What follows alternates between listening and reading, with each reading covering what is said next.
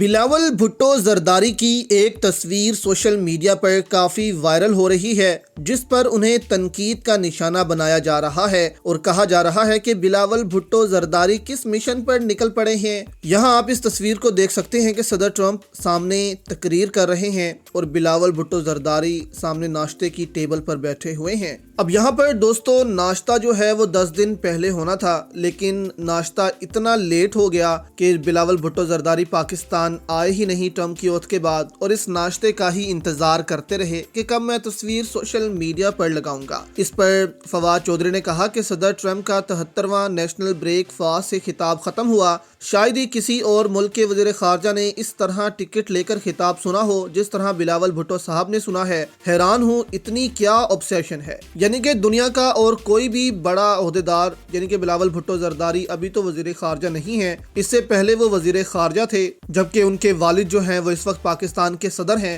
تو اس پر فواد چودھری نے تنقید کی کہ کسی بھی ملک کا جو عہدیدار ہے وہ یہاں پر نہیں بیٹھا، لیکن بلاول بھٹو زرداری کو پتہ نہیں کیا امید ہے ٹرمپ سے کہ وہ ٹکٹ لے کر بھاری پیسہ ادا کر کر بریک فاسٹ پر پہنچ گئے کہ صدر ٹرمپ کے سامنے بیٹھ کر بریک فاسٹ کروں گا۔ ڈاکٹر شہباز گل نے کہا کہ یہ لوگ کس قدر جھوٹے لوگ ہیں، سکرین کے سامنے بیٹھ کر تصویر بنا رہے ہیں۔ بلاول صاحب لوگوں کو بیوقوف بنانے کے لیے یہ سامنے والے ٹیبل پر تھے، حد ہے۔ یعنی کہ ڈونلڈ ٹرمپ اس بریک فاسٹ میں موجود ہی نہیں تھے، وہ سکرین کے پیچھے جو ہیں وہ موجود تھے، یعنی کہ ٹی وی پر ان کا خطاب لگایا گیا اور وہاں سامنے بیٹھ کر سب نے ان کا خطاب جو ہے وہ سنا۔ یعنی کہ صدر ٹرمپ خطاب تو انہی سے کر رہے تھے لیکن لائیو سکرین پر کر رہے تھے، ان کے سامنے موجود نہیں تھے، اور بلاول بھٹو زرداری سکرین کے سامنے بیٹھ کر تصویر کھچا رہے تھے۔ اس سے دوستو آپ کو بھی اندازہ ہوگا کہ سامنے سکرین لگی ہوئی ہے اور یہاں بلاول بھٹو زرداری بیٹھے ہوئے ہیں، تقریر سن رہے ہیں۔